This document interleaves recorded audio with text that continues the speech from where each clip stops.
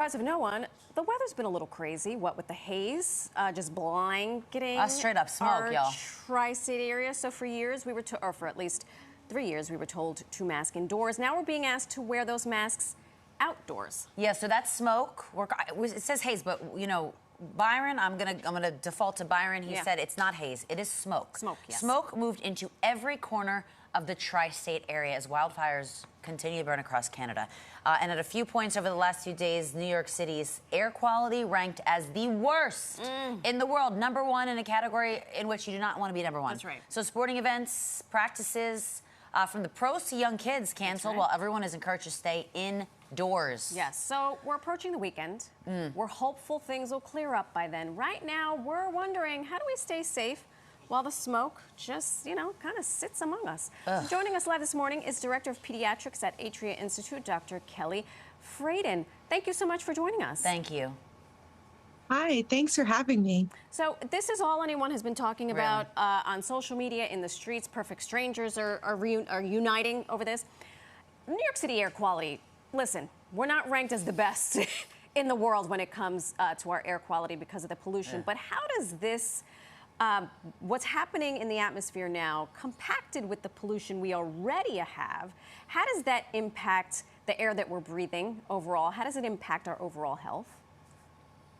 It's a great question. You know, in the summer months, New York City always experiences slightly worse air quality. It's not unusual to see, AQI numbers between 100 and 130 as the heat interacts with the exhaust fumes from all the cars. But what we're experiencing now is much worse than that. We're having numbers in the 180s to 210s. And we see that it's probably going to get a little worse again this afternoon, but it gets better. So we have to take some precautions. Yeah. All right. So, we mentioned sports right off the top. The Yankees were postponed. Everything from the Yankees to, I believe it's Staples. To my son's lacrosse. My son's lacrosse practice was moved indoors to the field house, and then when they got to the field house was filling with smoke. So they had to cancel it altogether. So what should we be doing exactly? Because it seems like underground, even in the subways, how safe are we? Do we move? What do we do here? Well, part of how we make the decision is that we hope that this is only going to last a few days. And luckily, while we know the West Coast experiences this, on a more regular basis, here in New York City, it's a rare factor to have numbers this bad. And the PM 2.5 particulate matter in particular is really aggravating when you're trying to exercise. So my advice is to take today off. Even exercising indoors, unless you have a really high quality ventilation situation with air purifiers, you may still be exposed to inhaling that stuff. Okay, so I believe we're looking at here the list. Yeah. Your list of 5 things that we should be doing if and when the air quality is that poor. Okay. Yeah. What if you're living in an apartment without an HVAC system? Older buildings. Should folks turn on their air conditioner?